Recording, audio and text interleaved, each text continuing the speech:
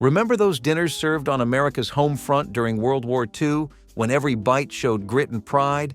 Families stretched gardens and ration books to keep supper lively. What bits of that scrappy spirit are still waiting to be tasted today? Buckwheat batter. Dumpling stew was the sort of wartime dinner that turned the most basic pantry into something warm and filling on a cold evening. Families in Appalachian towns stirred buckwheat flour with water, a pinch of salt, and just enough baking powder to create a soft dough that could be dropped by spoonfuls into a bubbling pot of thin vegetable broth. The broth itself was little more than onions, carrots, and potatoes simmered for hours, but it carried the aroma of slow cooking that comforted tired workers returning from the fields or factory shifts. Buckwheat had the advantage of being cheap and easy to grind, and many families grew it in small garden plots when wheat was too costly or rationed. The dumplings puffed up lightly as they cooked, soaking in the flavor of the broth and making each bite hearty enough to feel like a full meal. Children loved watching the dumplings rise to the surface, a simple show during a time when entertainment was rare. Served with a slice of coarse bread if any was available, this stew proved that careful patience could stretch meager ingredients into something memorable. Cranberry bean bake combined two ingredients that seemed almost destined to meet in wartime kitchens: hearty beans for protein and tart cranberries for brightness. Home cooks soaked white beans overnight, then layered them in a baking dish with handfuls of fresh or dried cranberries and a drizzle of molasses for sweetness. The slow oven heat coaxed the flavors together until the beans were tender and the berries burst into a ruby glaze. This dish had special meaning for families in New England, where cranberries grew in bogs that did not require expensive fertilizers or imported seeds. Beans, meanwhile, were ration-friendly and could be stored dry for months, making them a reliable staple when meat was scarce. Children would help stir the pot and sneak a taste of the tangy syrup as it thickened. Some cooks added a sprinkle of nutmeg or a dash of cider vinegar to sharpen the flavor, creating small regional twists. Served hot from the oven, the cranberry bean bake brought color and cheer to dinner tables that often saw only shades of brown and gray during the long war years. Savory. Oatmeal pie turned a humble breakfast grain into a hearty dinner centerpiece at a time when meat pies were out of reach. Steel-cut oats were cooked until creamy, then mixed with sautéed onions, chopped celery, garden herbs, and a splash of vinegar to give the filling a gentle tang. The mixture was poured into a simple crust of flour and lard, or even leftover bread dough, then baked until the top turned golden and the interior set into a sliceable mass.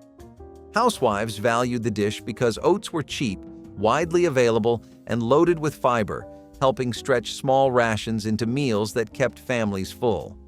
The vinegar trick came from thrifty cooks who wanted the pie to echo the savor of a real meat filling without the expense. When sliced, each wedge revealed flecks of vegetables and herbs that looked almost festive.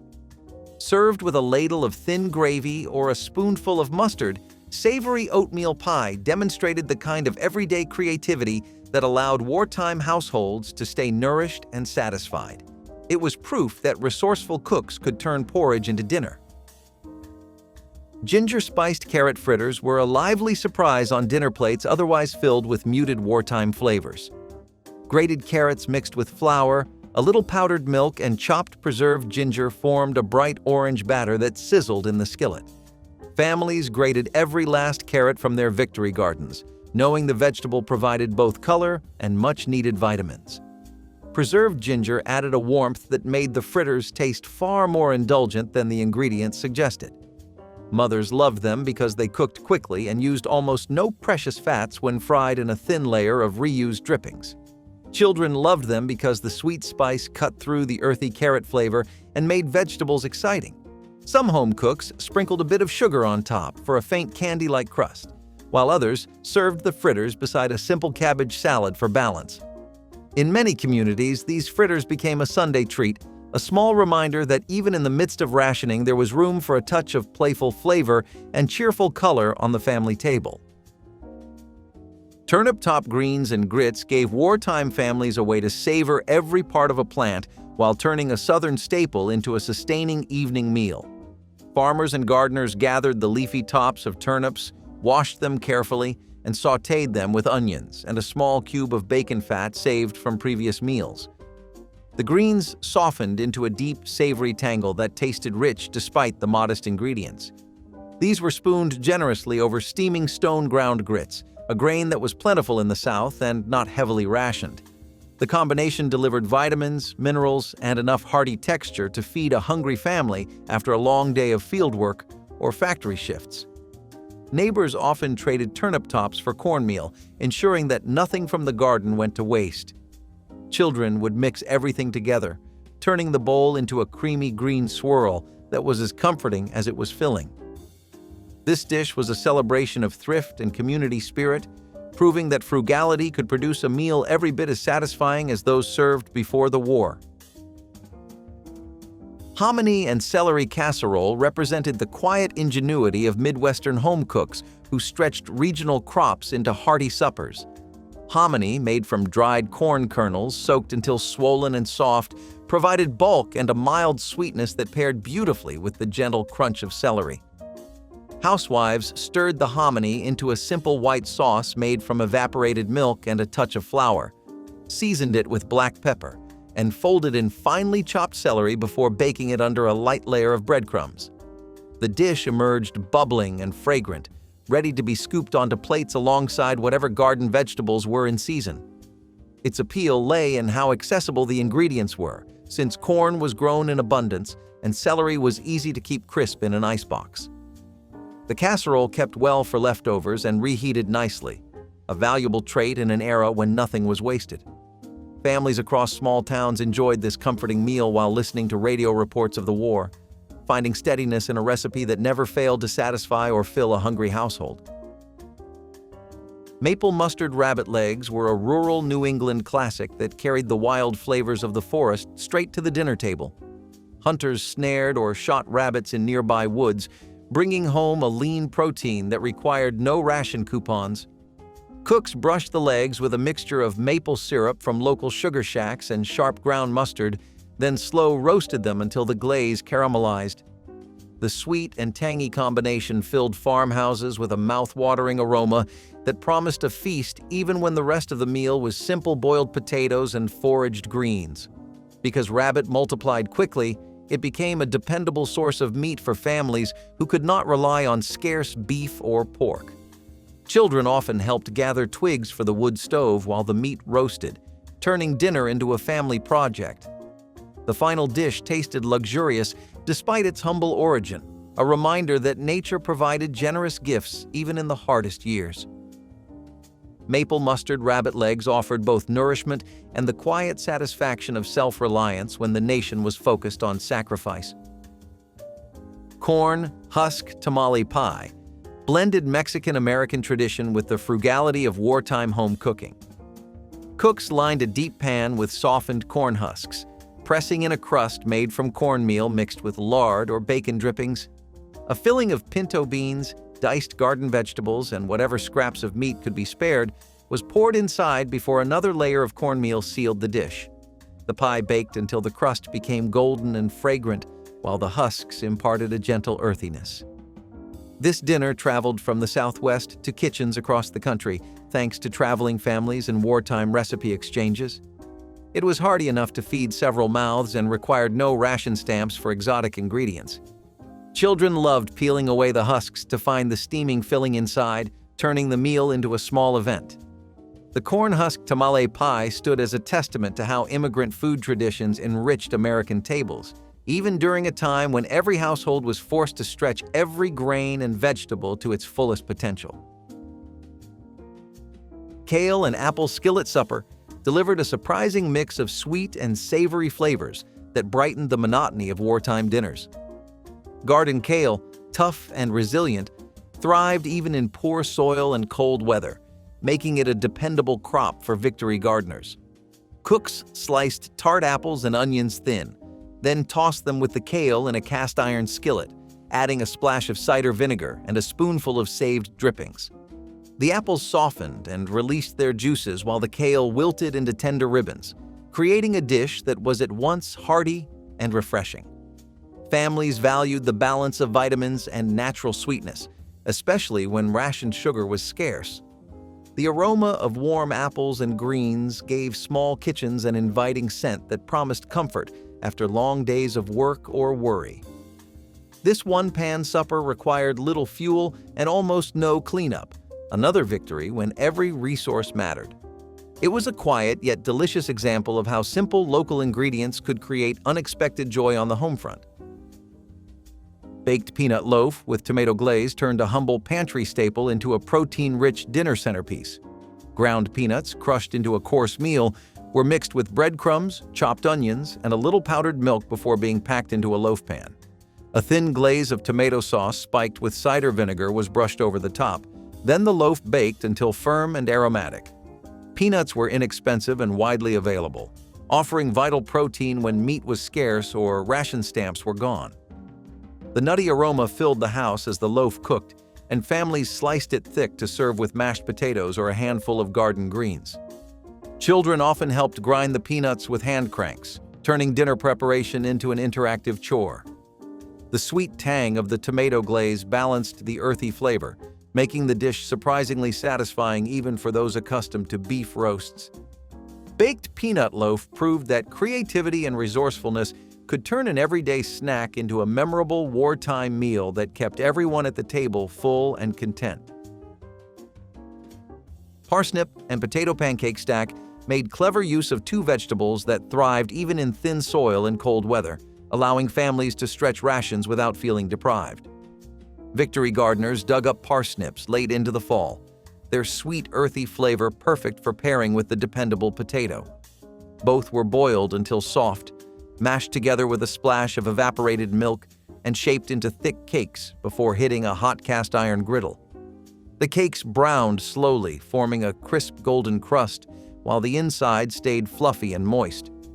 Home cooks often stacked the cakes high on a platter, drizzling each layer with a thin gravy made from saved drippings to create a filling main dish that felt far more indulgent than the ingredients suggested. Children loved helping press the cakes, their hands dusted with flour as they shaped each round. The subtle sweetness of parsnip mixed with the potato's familiar comfort gave a surprisingly rich flavor, making this stack a memorable supper for those long evenings when meat was nowhere to be found, but the family still wanted something hearty and satisfying to share together. Molasses braised short ribs brought deep flavor to the table while carefully conserving precious beef. Butchers saved the tougher rib sections for families willing to cook them low and slow, knowing every bit of meat mattered when ration stamps ran thin. Home cooks browned the ribs lightly in a heavy pot, then poured in a sauce of blackstrap molasses, onions, vinegar, and a splash of cider, letting the mixture simmer for hours over a low flame. The molasses gave a dark sweetness that balanced the tang of the vinegar, transforming a modest cut into something that tasted like a celebration. The aroma filled entire neighborhoods, drawing children inside long before supper was served.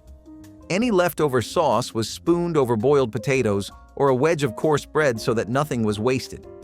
Though beef was scarce, the technique of braising coaxed every ounce of richness from the bones and fat, proving that patience and creativity could turn a humble portion of ribs into a feast. Families treasured nights when this dish graced the table, a reminder of better days ahead. Wild rice and dandelion salad plate highlighted the resilience of families who relied on the land when store shelves were bare.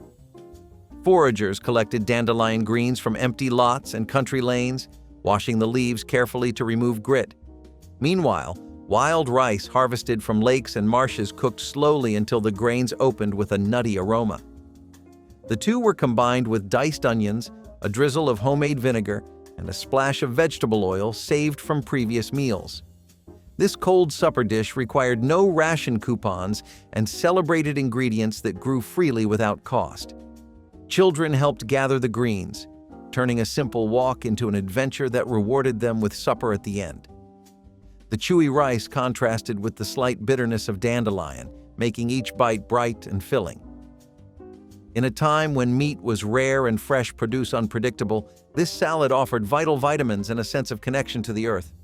Neighbors often traded foraged greens or shared cooking tips, reinforcing community spirit while everyone worked to stretch what nature provided.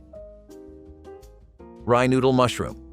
Hot pot was born from the ingenuity of home cooks who refused to let rationing dull their meals. Rye flour, easier to find than refined wheat, was mixed with eggs and water to create firm hand-rolled noodles.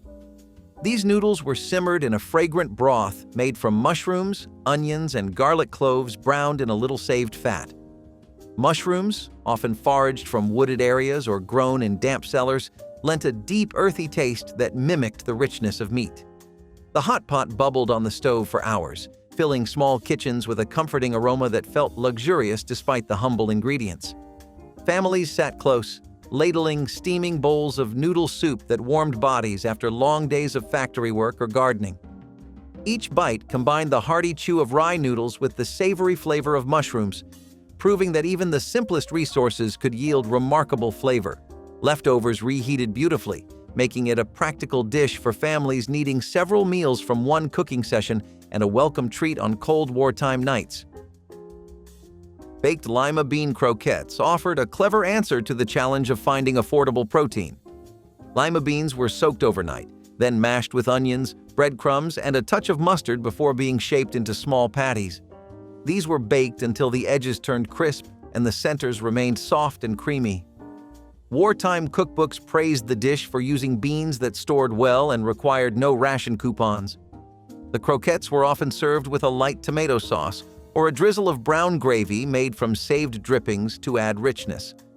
Children liked their bite-sized shape and gentle flavor, which made vegetables feel like a special treat rather than a compromise.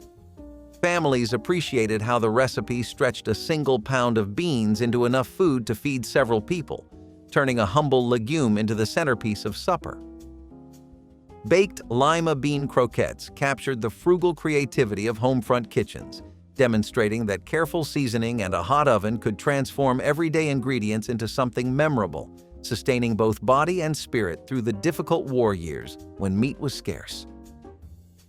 Pumpkin seed and corn chowder brought a surprising depth of flavor to wartime tables while keeping meat out of the pot.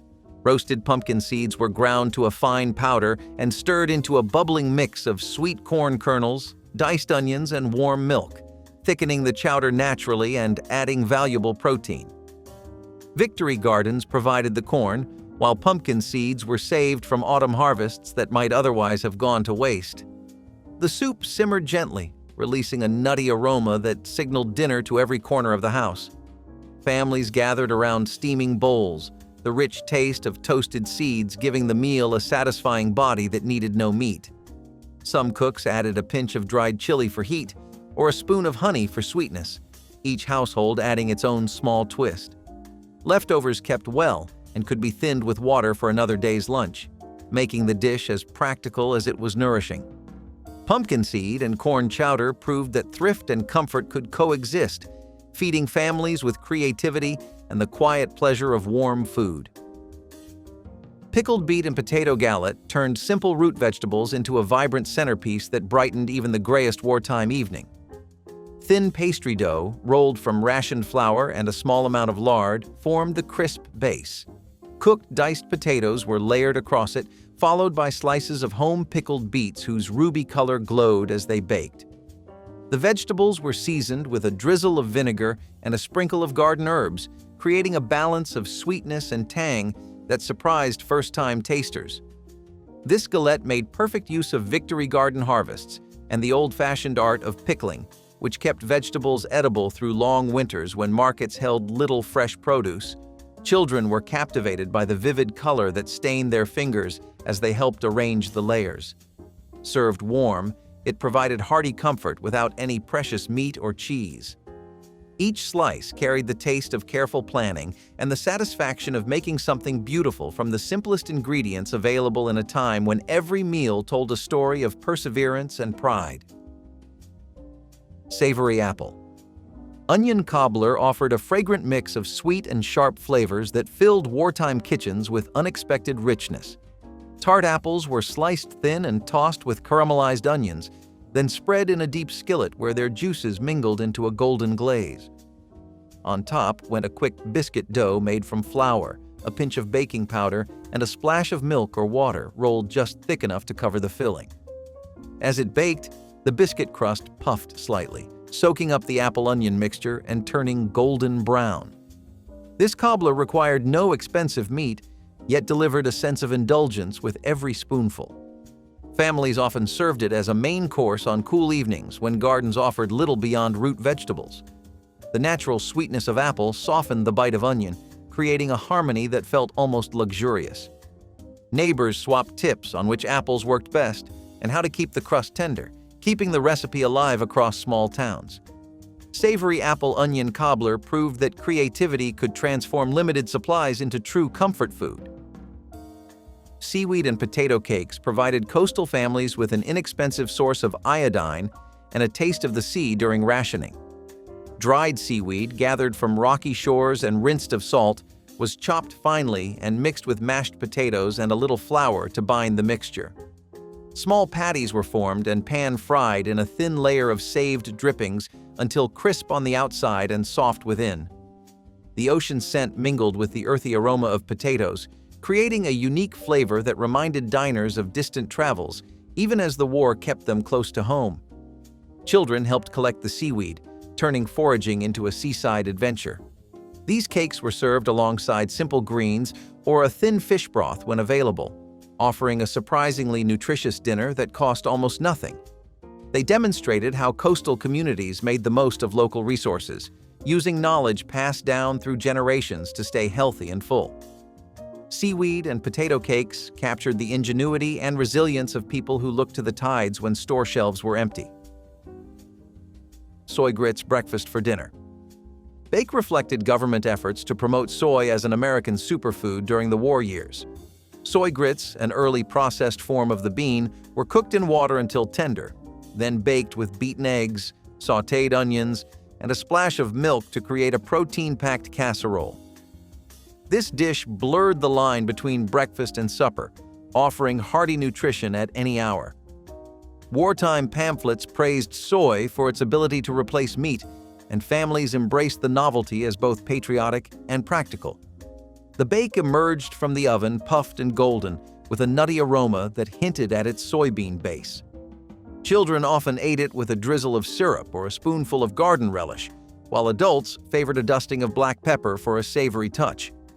Leftovers reheated well, an important trait when every bit of food counted. Soy grits breakfast for dinner. Bake became a quiet symbol of home-front adaptability, proving that new ingredients could find a welcome place at the family table when old staples were scarce. Cabbage core. Slaw sandwiches gave new life to the part of the cabbage most cooks once threw away. The solid cores were finely chopped and tossed with a sharp mustard dressing made from vinegar, a spoon of sugar, and a pinch of salt until every piece soaked up the flavor.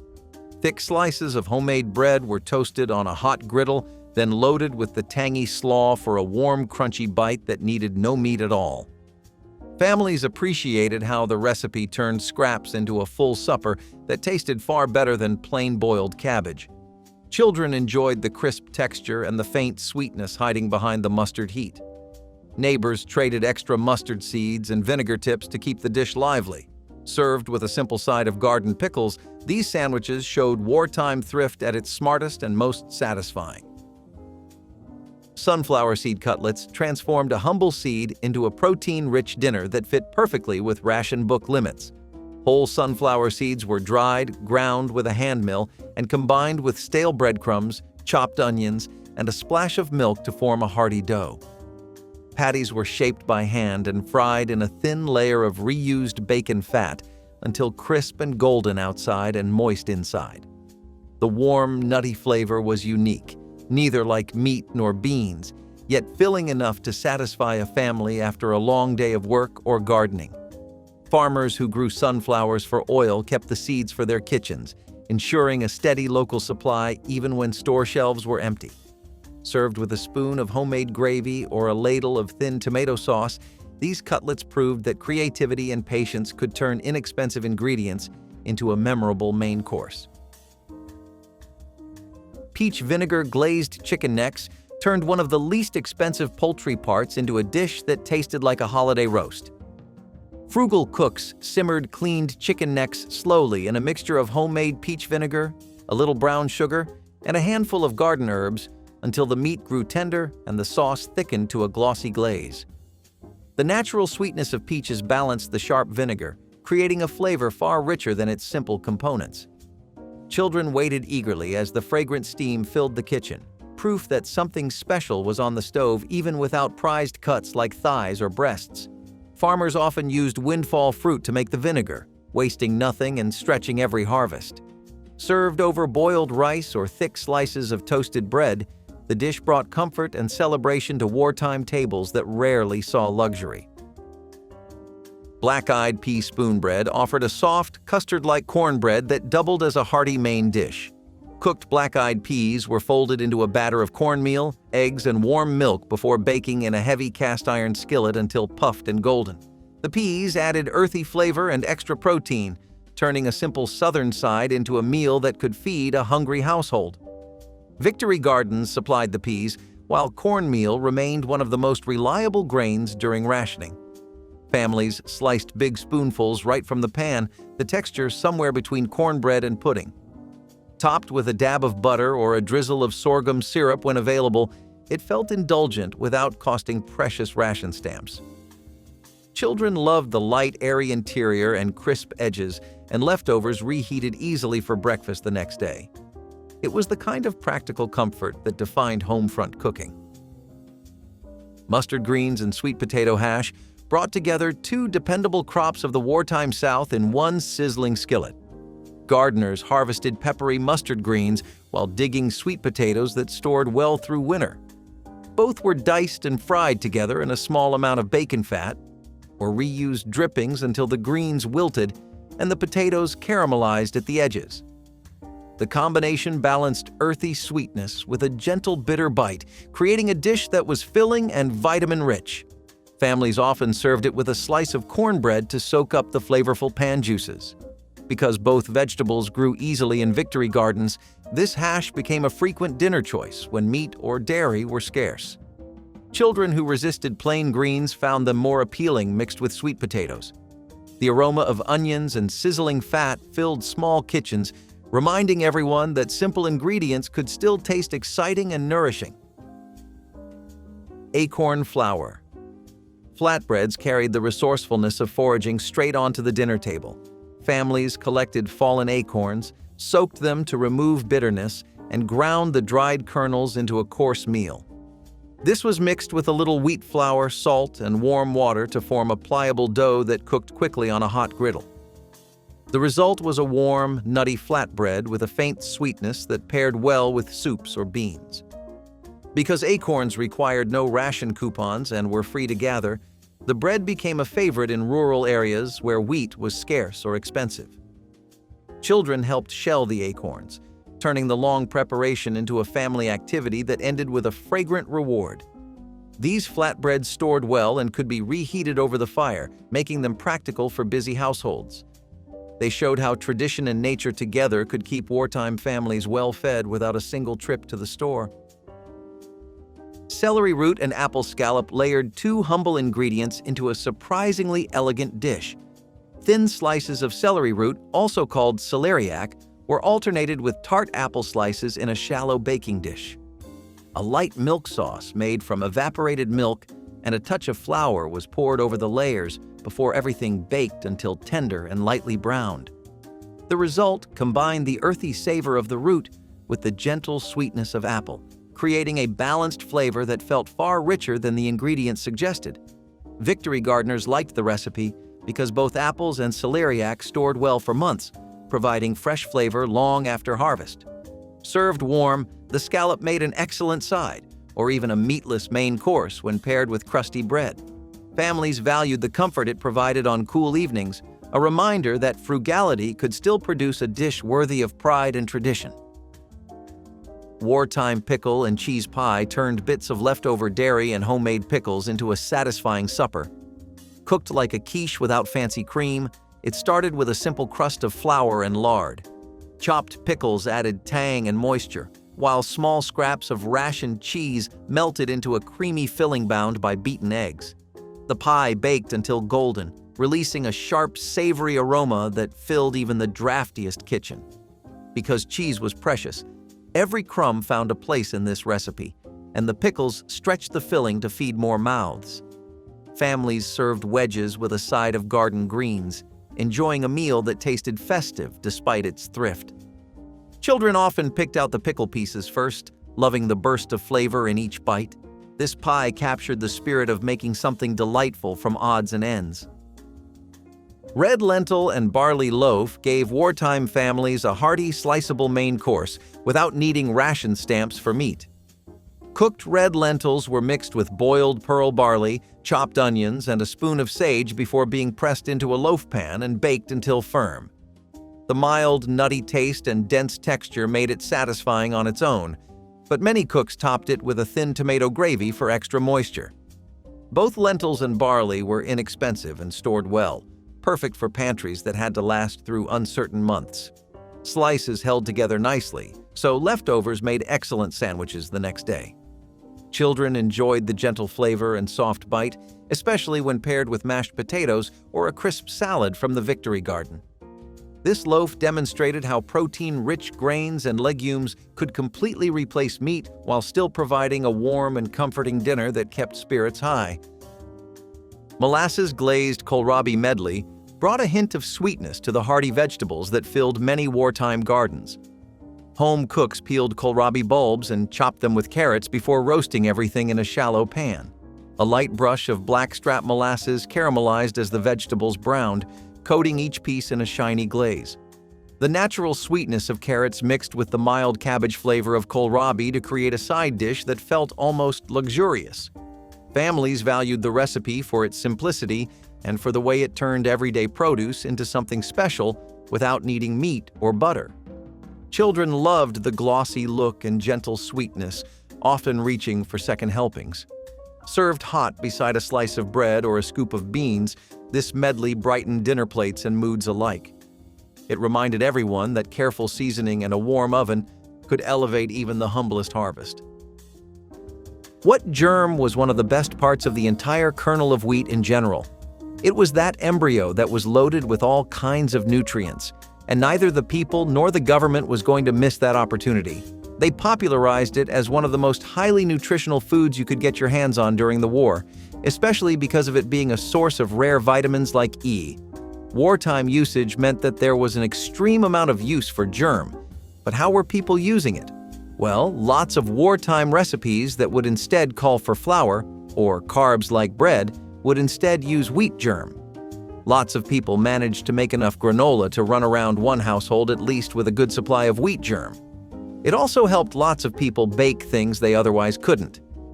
One of the better parts of being able to cook different kinds of things like that is that people started to remember that cooking was also a hobby for them, a way to let some steam out and take the edge off. Plus, wheat germ was also really good at giving you some much-needed protein, which was something people wanted to be putting in their diets as much as they regularly could, to be honest. So you might be surprised to hear party franks on this list. Just because the times were as tough as they were doesn't mean people forgot how to have fun. Party franks today are pretty much just an appetizer at family gatherings and potlucks, but back then, it was totally different. There was this entire concept of community-based cooking that was pretty much exclusive to that time period. Neighborhoods would pool their resources and pantries together. They'd cook up a storm for the whole block, and it would leave everyone fulfilled and satisfied. The idea was that people would get more variety, nutrition, and overall food if everyone shared an agreed amount from the get-go. Party franks were perfect for situations like this because it was extremely easy to prepare for an entire group of people. When I say group, I mean at least a dozen plus, not a family of 4.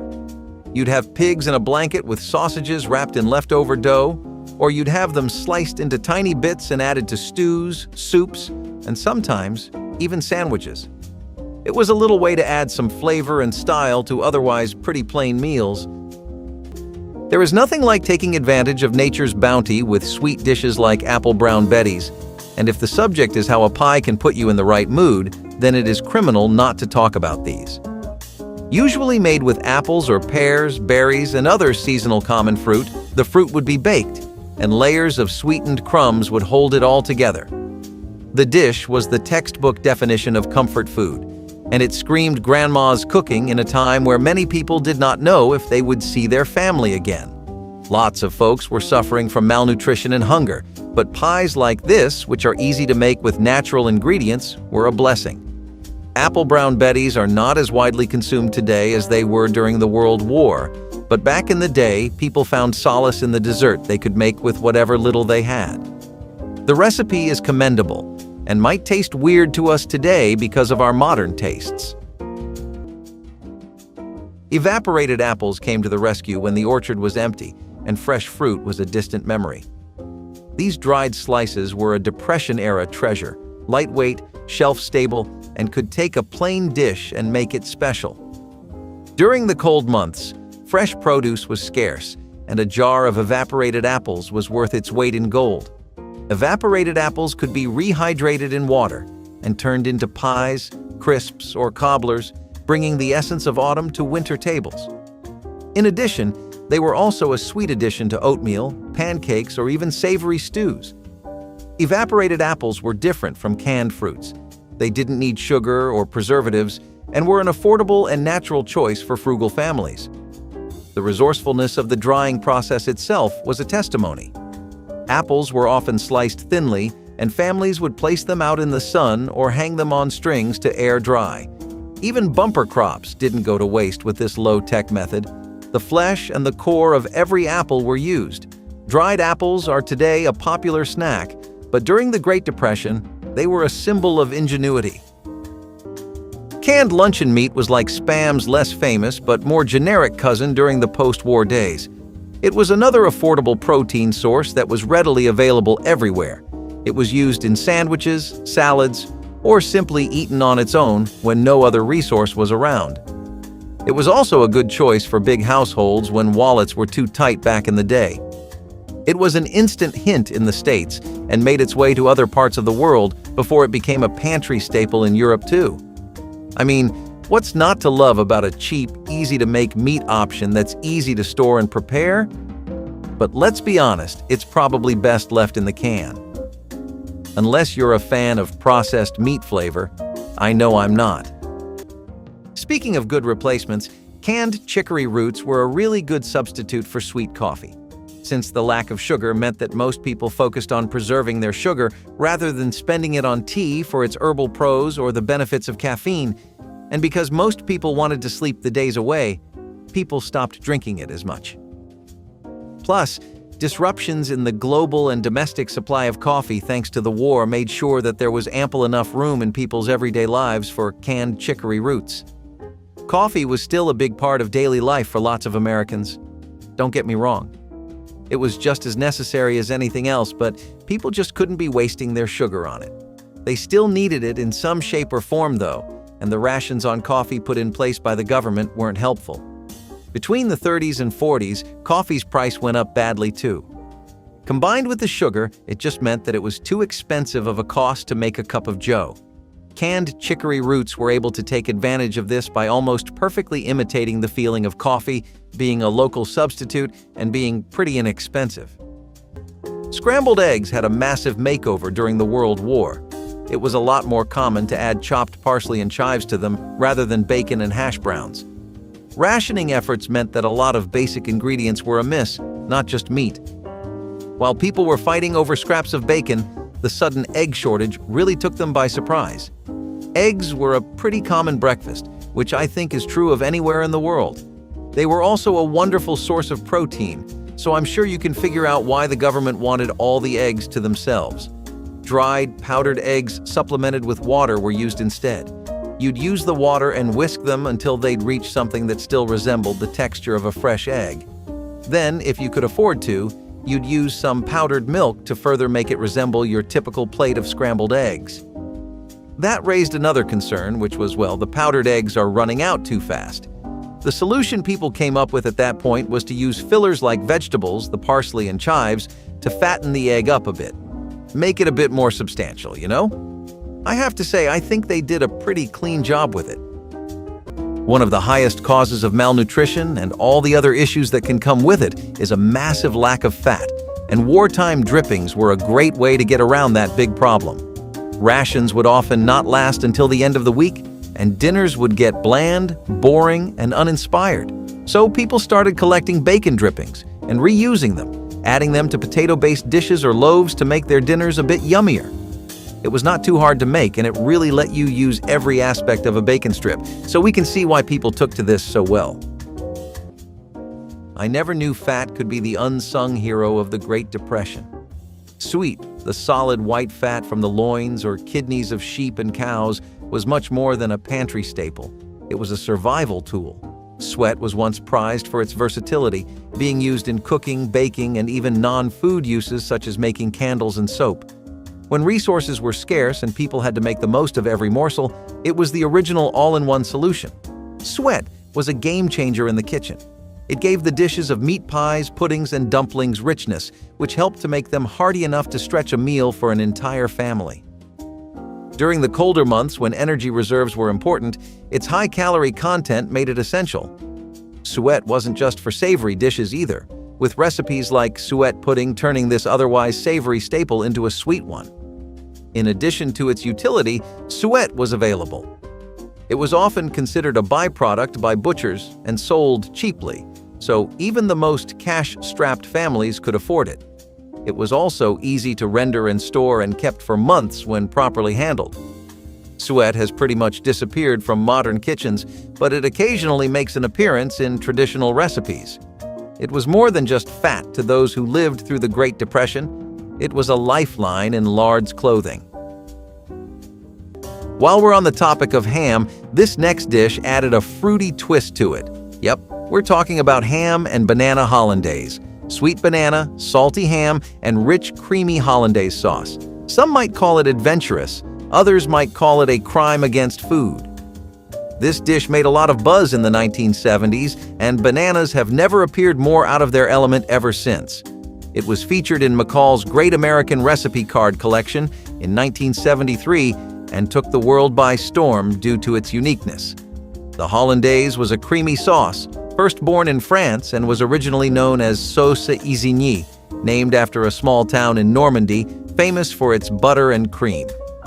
This dish really proves that in a time of desperation, anyone will eat anything. But hey, at least it was memorable.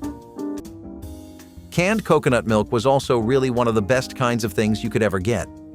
Whether you wanted to use it for baking, for making savory dishes, or just salvaging that bread pudding, it was one of the most convenient things people had access to.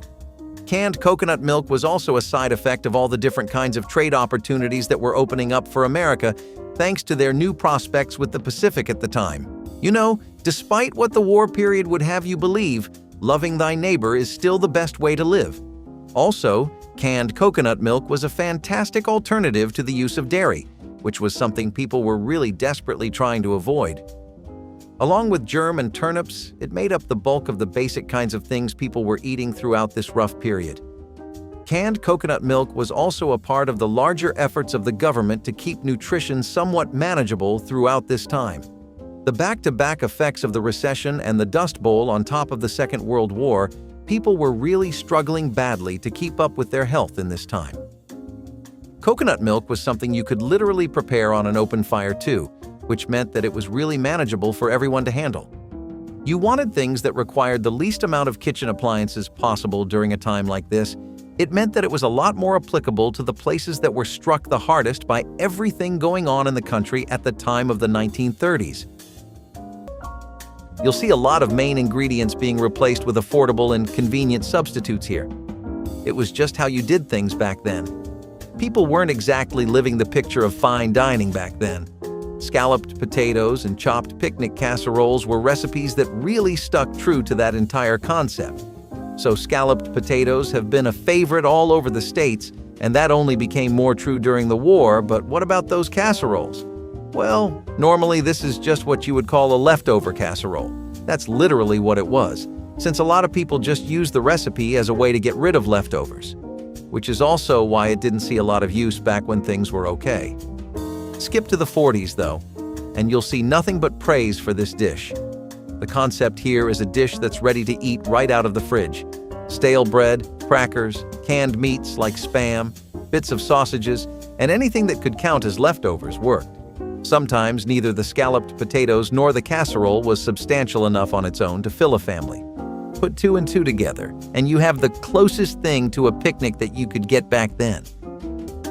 Cottage cheese being used as a substitute for meat is another factor of cooking that you probably never thought was possible, but is actually well documented. Even the Department of Agriculture agrees that it is a pretty rocking substitute for meat as it contains a lot of protein. And when you need to get your macros in on a budget, you cannot be complaining about the source.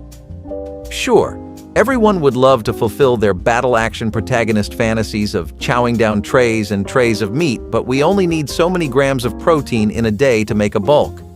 Dry curd cottage cheese especially contains more protein per pound than beef or lamb, and only chicken and veal beat it at that game. It seems there is a lot of cooking know-how that can be picked up from Americans living in those times. Canned liver wasn't the most comfortable food, but it was a lifeline during the Great Depression. This pantry staple was a nutritional powerhouse, packed with protein, vitamins, and minerals, and didn't require refrigeration, a godsend for families without access to fresh meat. It was metallic and mushy, but on a day when every calorie mattered, canned liver did the trick. The canned liver was a surprisingly versatile food. It could be spread on bread for a quick meal, mixed into casseroles, or fried up with onions to make something almost palatable. Its rich flavor, sometimes too rich, made it a cheap way to feed a family because a little went a long way. Canned liver can even be blended into meatloaf or meatballs, stretching meals without sacrificing protein for those willing to get creative. Canned liver is a rare thing today, but its legacy lives on as a symbol of frugality and resilience. It wasn't about taste or presentation for Depression-era families, it was about survival. A tin of canned liver in the cupboard was evidence that even the most unappealing ingredients could keep you alive and give you hope when things got the toughest. Hogshead cheese is one of the more bizarre meals on the list. Okay, before you jump to any conclusions judging from the name, this meaty meal doesn't contain any cheese or any dairy products at all. This unique delicacy originated somewhere in ancient Germany and instantly made its way to other parts of Europe. So, if not cheese, what was it actually made of? It was basically flesh from the head of a pig, typically set in aspic and usually eaten cold at room temperature, or in a sandwich. This dish was popular in the post-war era as it made use of every part of the animal, reflecting a time when nothing went to waste. Many recipes use a bit of lemon juice to add a bit more flavor to the jelly. It has disappeared from our dinner tables and menus, and I don't think this one calls for a comeback. Powdered cheese mixes, on the other hand, were a different kind of relief for the masses. While basic everyday ingredients like vegetable cubes and dried noodles restored that nostalgia of eating a good hearty dinner when people came back home from work, they weren't exactly the kind of flavors people associated with being laid up in bed, all comfortable eating your favorite little snack. Cheese was always involved in most of the comfort food that ever got popular in America, but dairy and cheese in general became extremely hard for most people to even dare to think about getting. How could you afford to spend money on things like cheese when people have been eating lentils the next day and not even a big generous helping of them, like just scraps? That's the way most people were living. If you think I might be exaggerating it, then you have to understand, America had been put through the ringer a bit before the Second World War as well. The effects of the first still hadn't fully resolved. Brands like Kraft really made their name during this time too, because it was their macaroni and cheese mix, which first came out in 1937, that really made waves for people during this time. Beef barley soup is but a humble dish that comes right from tales of peasant wives making hearty breakfasts for their families. Sorry for sounding like a Lord of the Rings extra for a second. Really though, beef barley soup is as vintage as a recipe can get.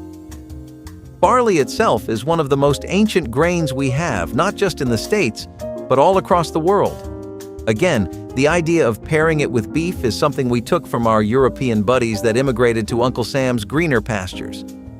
When they weren't looking so green, and trust me, the 1930s and 40s were a long time, it was in everyone's mutual interest to play it smart. By that I mean there was a lot of inspiration to take from all the different communities around in the States. What is America if not a melting pot of different cultures? Beef barley soup used a lot less meat than the recipe typically calls for, but the substitute of roasted vegetables really brought it all together in a wonderful way. It was now not just a peasant dish for field workers, but something everyone had daily, because it was the best they could get. If people can make an entire fake fish fillet and still be pretty satisfied with it, then other meaty wonders like liver definitely are not too far off the horizon, and chopped liver substitute would eventually prove that right. Something that became incredibly popular in the war-torn landscape of America because all it took was some onions, green lentils, walnuts, and salt and pepper. You had to make a paste out of it to get the texture of chopped liver down, and in terms of taste, this was a completely new experience, yet a significantly cheaper and easier one. It was much easier to get ingredients like these than good quality liver back then, and a lot of citizens stuck with this recipe even after the dust settled because they liked how healthy of an alternative it was. When the Great Depression hit, sorghum syrup ruled the roost as the king of sweeteners.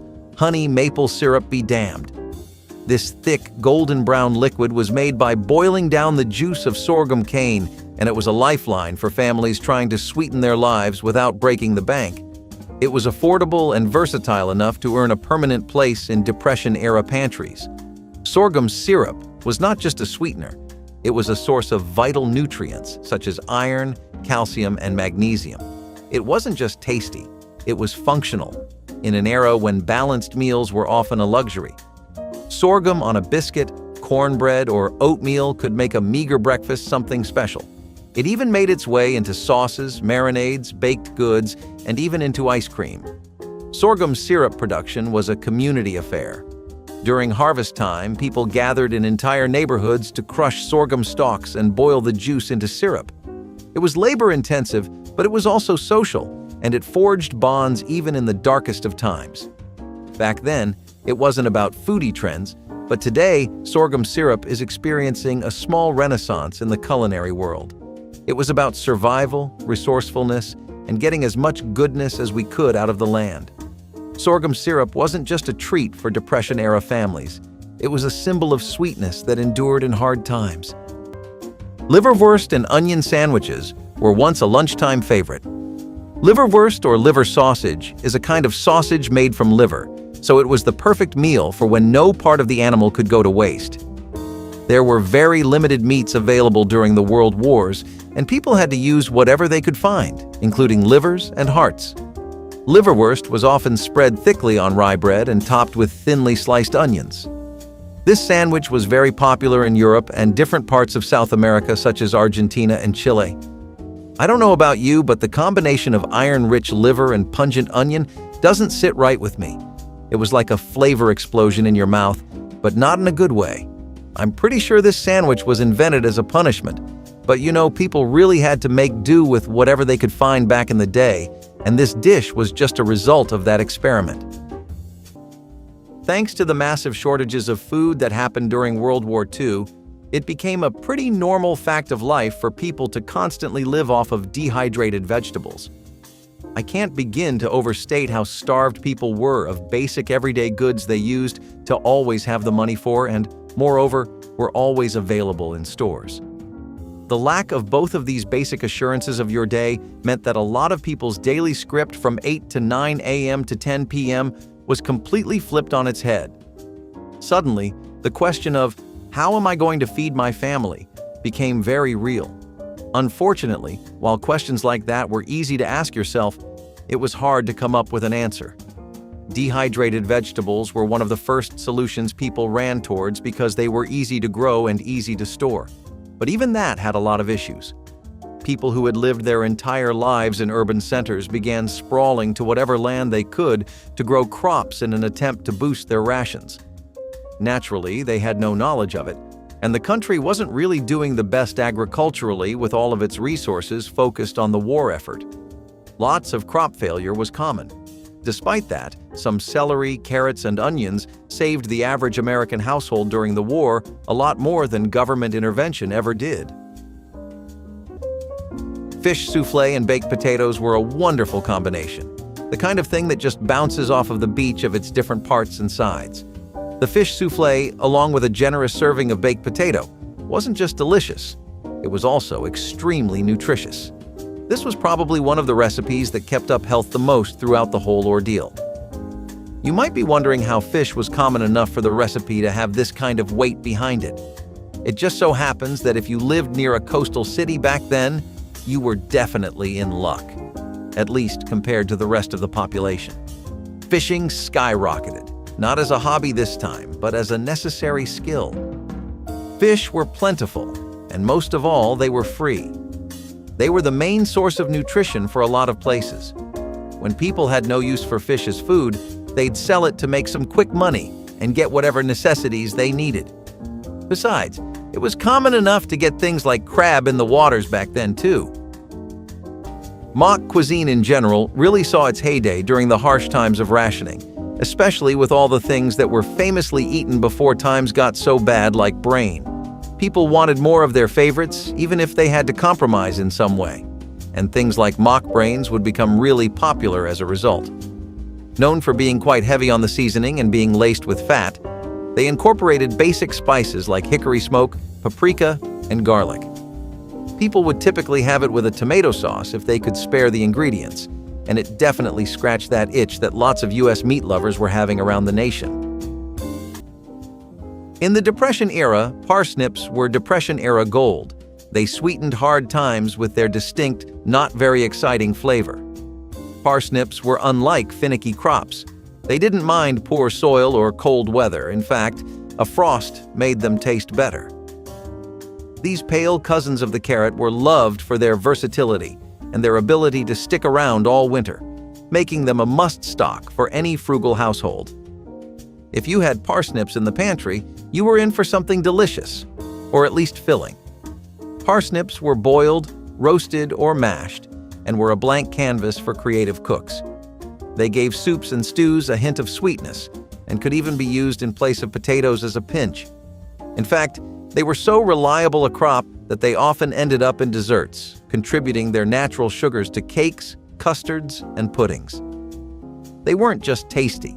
They were nutritious and full of fiber, vitamins, and potassium. Parsnips have been trendy root vegetables for modern foodies, but in the 1930s, they were a staple that kept families from hunger. Ever tried hot Dr. Pepper? This warm beverage was made by heating Dr. Pepper and adding lemon slices. It was used in the war days to warm up your insides during the cold winter months. Say goodbye to hot cocoa, because hot Dr. Pepper was all the rage back in the day.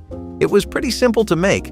All you had to do was heat the soda to 180 degrees in a stovetop saucepan, then pour it over a thin slice of lemon. It was introduced by the brand to increase sales during colder days when no one wanted a chilly soft drink. Smart marketing, don't you think? So, why did this drink disappear? Well, people just stick to the cold serving of Dr. Pepper now, and I'm not complaining. When you hear about the way people lived in the war, you might sometimes hear about things like dried gnocchi, zucchini, or pasta. We just went over dried noodles, too. Stuff like that became just a bit more realistic to make regularly thanks to the resurgence of things like soy flour. See, the difference is soy flour was made out of defatted soybeans. These soybeans have been roasted and put into a powder that makes them, for many reasons, exactly the kind of thing you would want during a war. Exactly because they're really good in terms of how much fiber they have.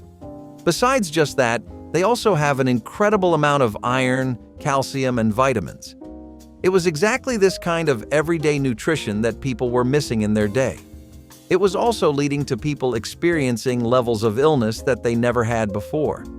Soy flour helped alleviate things like this because it meant that people could have a healthy source of flour that they could also use for all kinds of cooking.